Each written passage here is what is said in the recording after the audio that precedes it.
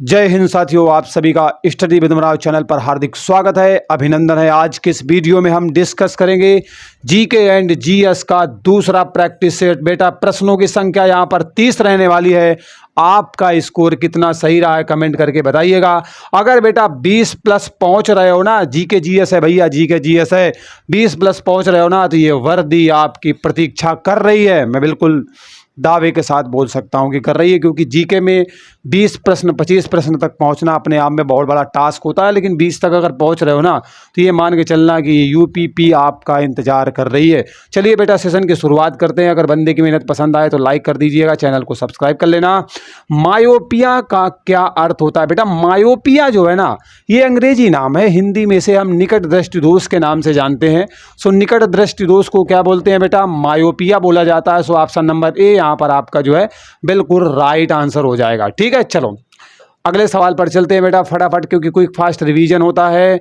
किसी तारे के रंग से क्या पता चलता है? आप देखते हो आसमान में बहुत सारे तारे हैं, और जो तारों में रंग होता है उससे एक्चुअली हमें क्या जानकारी प्राप्त होती है? तो इसका राइट आंसर है उस तारे के ताप के बारे में हमें जानकारी मिलती है। सो ऑप्शन नंबर ए यहाँ पर आपका क्या होगा? बिल्कुल राइट आंसर हो जाएगा। ठीक है, अगला सवाल है वायु क्या है? वायु क्या एक यौगिक है, तत्व है, मिश्रण है, या फिर आपका तरल है? अगर हम वायु की बात करें तो आप जानते हो बहुत सारे तत्व उसमें मिले हुए होते हैं। सो उसे बेटा मिश्रण के नाम से जाना जाता है, क्योंकि एक निश्चित अनुपात नहीं है आपके वायु में क्या क्या मिला हुआ है, बहुत सारी चीज़ें मिली हुई हैं। सो क्या होगा? एक मिश्रण है। ऑप्शन नंबर सी यहाँ पर आपका बिल्कुल राइट आंसर हो जाएगा। ठीक है, चलिए अगले सवाल पर चलते हैं। अगला है दूध का पीएच मान। दूध का पीएच मान कितना होता है, ये आपसे बेटा प्रश्न पूछा गया है। तो दूध का जो पीएच मान है ना, वो प्यारे बच्चों 6.6 होता है। कितना होता है? 6.6 होता है। सो यहाँ पर ऑप्शन नंबर सी 4 का बिल्कुल राइट आंसर है। चलिए अगले सवाल पर चलते हैं। अगला सवाल बेटा आपका दिया गया है द्विनाम पद्धति। द्विनाम पद्धति का जन्मदाता किसे बोला जाता है? तो बेटा राइट आंसर है कैरोलस लीनियस को बोला जाता है। सो ऑप्शन नंबर ए आपका बिल्कुल राइट आंसर हो जाएगा। इनके द्वारा बेटा द्विनाम पद्धति का जन्म दिया गया था। एंजेला मार्केल तो आप जानते हो चांसलर रही हैं। ठीक है, चलो अगले सवाल पर चलते हैं। जर्मन चांसलर रही हैं। ओ यमार का पूर्ण रूप बेटा क्या है? ओ यमार, तो ओ का मतलब हो गया ऑप्टिकल, एम का मतलब हो गया मार्क, आर का मतलब हो गया रीडर। तो आपके बेटा ऑप्शन नंबर ए में दिया गया है ऑप्टिकल मार्क रीडर। सो 6 का ऑप्शन नंबर ए बिल्कुल राइट आंसर होगा। बाकी जो लिखे हुए हैं ऑप्शन वो सही नहीं है। ठीक है, ओ एम आर सीट आप जानते हो, परीक्षा देते हो क्योंकि। ओके, अगला बेटा कनाडा के मध्य अक्षांशीय घास के मैदान किस नाम से जाने जाते हैं? बेटा कनाडा में जो घास के मैदान होते हैं उन्हें हम एक्चुअली प्रेयरी के नाम से जानते हैं। किसके नाम से जानते हैं? प्रेयरी के नाम से जानते हैं। सो ऑप्शन नंबर डी आपका बिल्कुल राइट आंसर यहाँ पर हो जाएगा। 7 का ऑप्शन नंबर डी बिल्कुल करेक्ट आंसर होगा। निम्नलिखित में से कौन सा सबसे प्राचीनतम पुराण है? सबसे पुराना पुराण कौन सा है? तो पुराणों की संख्या की बात करें तो बेटा 18 है। सबसे प्राचीन पुराण कौन सा है? तो इसका राइट आंसर है मत्स्य पुराण, सबसे प्राचीन पुराण है। सो यहाँ पर बेटा ऑप्शन नंबर सी आपका बिल्कुल राइट आंसर हो जाएगा 8 नंबर के प्रश्न पर। ठीक है, जीके जीएस के सवालों को बेटा शॉर्टकट तो होता नहीं, हमें समझना होता है ना, याद करना होता है। किस जैन रचना की बात कर रहा है? 16 महाजनपदों का उल्लेख मिलता है। तो बेटा 16 महाजनपद जो अक्सर जो है कहीं वज्जी के बारे में पूछा जाता है, मगध तो बहुत चर्चा में रहता है, ये आपके महाजनपद के अंतर्गत ही आता है। तो कह रहा 16 महाजनपदों का उल्लेख आपको किस जैन साहित्य जैन रचना में देखने को मिलेगा? तो राइट आंसर बेटा भगवती सूक्त में देखने को मिलेगा। सो राइट आंसर क्या है? ऑप्शन नंबर सी है। अगर 16 महाजनपदों की बात करें तो बौद्ध ग्रंथ कौन सा है? तो बेटा बौद्ध ग्रंथ है अंगुत्तर निकाय। ठीक है, अंगुत्तर निकाय में भी जानकारी मिलती है हमें 16 महाजनपदों के बारे में, और ये बेटा आपका बौद्ध ग्रंथ होता है। कौन सा ग्रंथ होता है? बौद्ध ग्रंथ होता है। ठीक है, तो अगर बौद्धों की बात करें तो अंगुत्तर निकाय में 16 महाजनपदों का उल्लेख है, लेकिन अगर जैन की बात करोगे, महावीर स्वामी जी का नाम जानते हो ना, 24वें अंतिम तीर्थंकर थे बेटा जैन धर्म के, वही। तो ऑप्शन नंबर सी यहाँ पर आपका भगवती सूत्र है। 9 का ऑप्शन नंबर सी बिल्कुल राइट आंसर है। चलिए अगले सवाल पर चलते बेटा। अगला सवाल दिया गया है कि मोढेरा का सूर्य मंदिर वर्तमान में भारत के किस राज्य में है? मोढेरा का सूर्य मंदिर बहुत पूछा जाता है बेटा आपसे परीक्षा में। अगर वर्तमान की हम बात करें कहाँ पर है, तो ये बेटा आपको गुजरात राज्य में देखने को मिलेगा। So right answer option number B हो जाएगा। गुजरात की राजधानी क्या है, आप लोग कमेंट करके फटाफट अच्छे बच्चों के तरीके बताओ, ठीक है। चलो अगला सवाल पर चलते हैं बेटा। अगला सवाल आपके सामने है, निम्नलिखित में से किसे अकबर ने कविराय की उपाधि दी थी, या फिर कह सकते हैं कविराज की उपाधि दी थी, किसको प्रदान की थी? तो बेटा अकबर ने ना अपने नवरत्नों में से जो उनके एक था नाम था बेटा बीरबल, इन्हें कविराज या कविराय की उपाधि प्रदान की थी। सो 11 का ऑप्शन नंबर सी बिल्कुल राइट आंसर हो जाएगा, ठीक है। चलिए आगे बढ़ते हैं बेटा अगले सवाल पर। अगला सवाल है, अस्पृश्यता अपराध अधिनियम, अस्पृश्यता मतलब छुआछूत वाला जो है अपराध माना जाएगा, ये कब पारित किया गया था? तो बेटा अस्पृश्यता अपराध अधिनियम आपका कब पारित किया जाता है? तो राइट आंसर है 1955 में इसे पारित किया जाता है, ठीक है। ऑप्शन नंबर बी यहाँ पर आपका बिल्कुल राइट आंसर हो जाएगा। शानदार सेशन है, अनावश्यक समय बर्बादी नहीं होती, बहुत तेजी के साथ आप सभी तैयारी करिए। सुभाष चंद्र बोस के द्वारा सिंगापुर में बेटा दिल्ली चलो का एक नारा दिया गया था, आप जानते हो, तुम मुझे खून दो मैं तुम्हें आज़ादी दूंगा। यह नारा भी आपके सुभाष चंद्र बोस जी का ही है, और यहाँ पर बेटा दिल्ली चलो वाला नारा भी इन्हीं का है। तो एक्चुअली कब दिया गया था आपसे प्रश्न किया गया, तो बेटा 1943 में दिया गया था। कहाँ से दिया गया था? तो सिंगापुर से दिया गया था, ठीक है। सो राइट आंसर क्या है? ऑप्शन नंबर सी है। अगले सवाल पर चलते हैं, निम्नलिखित में से किस देश का संविधान विश्व का सबसे बड़ा लिखित और सर्वाधिक व्यापक संविधान है? तो बेटा ये प्यारे भारत देश का संविधान है। सो ऑप्शन नंबर सी आपका बिल्कुल आंख मूंद के निशाना मारना है। भारत का संविधान दुनिया का सबसे लंबा बड़ा लिखित संविधान है, कुछ भी आप कह सकते हो, ठीक है। तो यहाँ तक समझ में आ गया होगा, कोई डाउट नहीं होगा। चलिए अगले सवाल पर चलते हैं बेटा। अगला सवाल आपके सामने आ चुका है, ध्यान से देखिएगा। प्रश्न है, भारत का उपराष्ट्रपति अपना त्याग पत्र, अपना रिजाइन किसे प्रदान करता है, किसको संबोधित करते हुए देता है?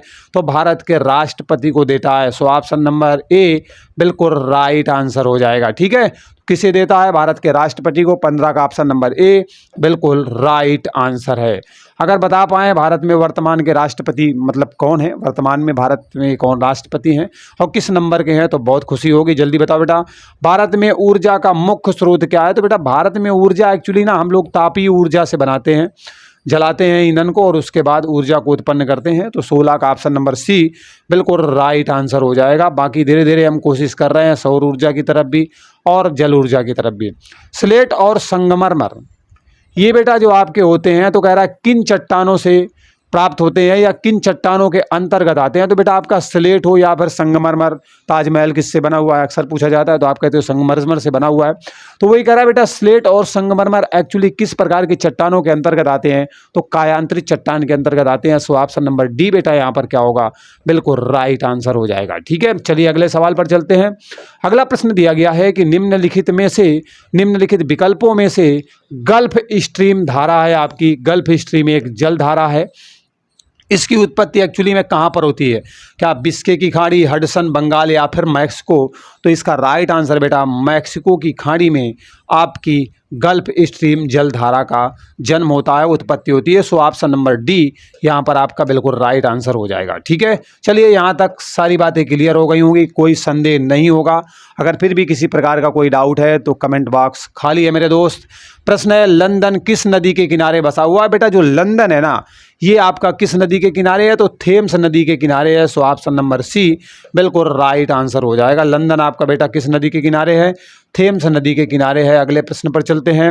रबड़ किस प्राकृतिक प्रदेश की उपज है? मतलब कह रहा है किस प्रदेश में सबसे ज़्यादा आपको रबड़ देखने को मिलेगा? क्या प्रेरी है, शीतोष्ण भूमध्य या फिर विषुवतीय प्रदेशों में ज़्यादा आपको ये देखने को मिलेगा? सो राइट आंसर है बेटा विषुवतीय प्रदेशों में आपका रबड़ जो है देखने को मिलेगा। यहाँ पर अच्छा खासा प्राकृतिक उत्पादन होता है, मतलब प्रकृति में ही आपकी पाई जाती है, ठीक है।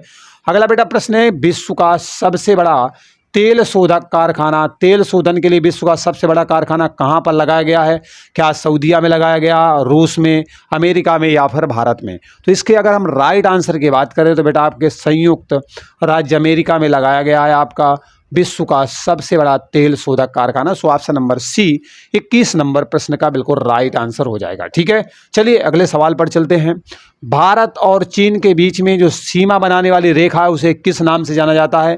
भारत और चीन के, वैसे तो तिब्बत के बीच में है, भारत तिब्बत के बीच में है, लेकिन तिब्बत को एक्चुअली क्या है ना, चीन ने कब्जा रखा है, तो आप उसी का माना जाता है, दुनिया मानती है उसी का, लेकिन वो वास्तव में उसका है नहीं, लेकिन मानती है, तो अब क्या करोगे? तो अब यहाँ पे कह रहा है भारत और चीन के बीच में कौन सी सीमा रेखा है, ये आपके ऑप्शन दिए गए हैं। तो बेटा इसका राइट आंसर है ऑप्शन नंबर सी मैक-मोहन रेखा। कौन सी रेखा बेटा?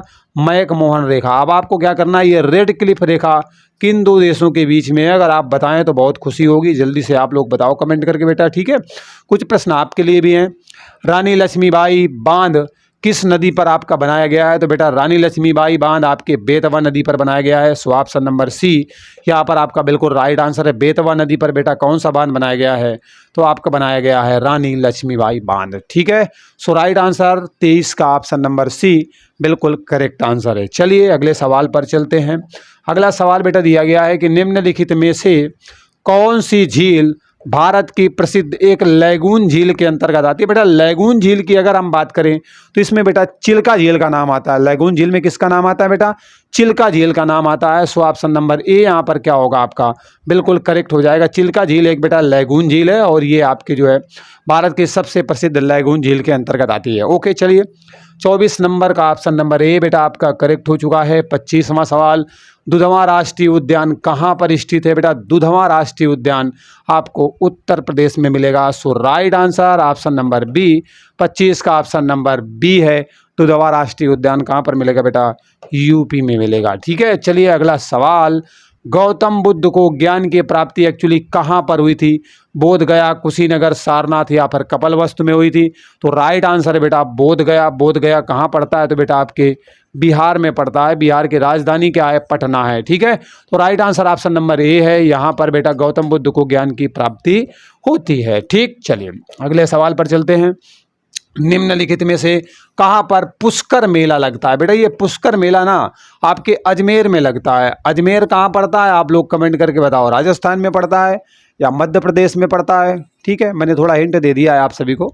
तो अगर बात करें बेटा कि पुष्कर मेला कहाँ पे लगता है? अजमेर में लगता है। सो ऑप्शन नंबर बी यहाँ पर आपका 27 का बिल्कुल राइट आंसर है। ठीक, चलिए अगले सवाल पर चलते हैं और अगला सवाल है, लोहे की सुई पानी की सतह पर किस कारण से तैरती रहती है? बेटा लोहे की सुई ना पानी की सतह पर पृष्ठ तनाव की वजह से तैरती रहती है। सो ऑप्शन नंबर ए यहाँ पर क्या होगा बिल्कुल राइट आंसर हो जाएगा।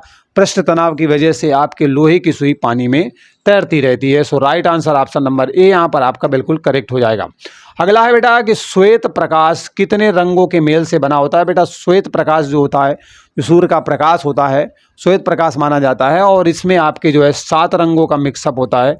सो ऑप्शन नंबर डी यहाँ पर आपका 29 नंबर के प्रश्न का बिल्कुल राइट आंसर हो जाएगा। ठीक है, चलिए अगले सवाल पर चलते हैं। बेटा अगला सवाल है, तड़ित चालक किसके बनाए जाते हैं? बेटा तड़ित चालक आपके ना तांबे के बनाए जाते हैं। सो ऑप्शन नंबर सी यहाँ पर आपका बिल्कुल राइट आंसर है। अगर हम बात करें तड़ित चालक का एक्चुअली यूज क्या होता है बेटा, किसी भी बिल्डिंग का निर्माण करवाते हैं, इमारत का निर्माण करवाते हैं, किसी मंदिर का निर्माण करवाते हैं, तो वहाँ पर हम क्या करते हैं तड़ित चालक लगा देते हैं, जिससे आकाशीय बिजली गिरती है ना, तो इससे होते हुए ज़मीन पर चली जाती है, अर्थिंग मिल जाती है और बड़ा नुकसान होने से बच जाता है। मतलब आपका भवन चटकता नहीं है या भवन में विशेष प्रकार की क्षति नहीं होती, मंदिर में क्षति नहीं होती है। तो वहाँ पर बेटा ये मंदिर, मस्जिद, गुरुद्वारा कोई भी जगह हो वहाँ पर ये लगा दिया जाता है सुरक्षा के लिए, जिससे आकाशीय बिजली गिरेगी तो किसी प्रकार की हानि नहीं होती। तो चलिए सेशन बेटा आपका यहाँ पर समाप्त होता है। अब एक्चुअली आपकी बारी है, आपको बताना है कि 30 प्रश्नों में से आपके कितने सही रहे हैं। मैंने जैसा कि बताया भी था, अगर 20 प्लस पहुँच रहे हो तो कहीं ना कहीं वर्दी आपकी बेटा प्रतीक्षा में है। अगर वीडियो अच्छा लगा हो तो चैनल को सब्सक्राइब, बेल आइकन को प्रेस, नोटिफिकेशन को ऑन और लाइक और कमेंट करना बिल्कुल ना भूलें। चलिए मिलते हैं अगले वीडियो में नए अपडेट के साथ। बाय बाय, टेक केयर, जय हिंद।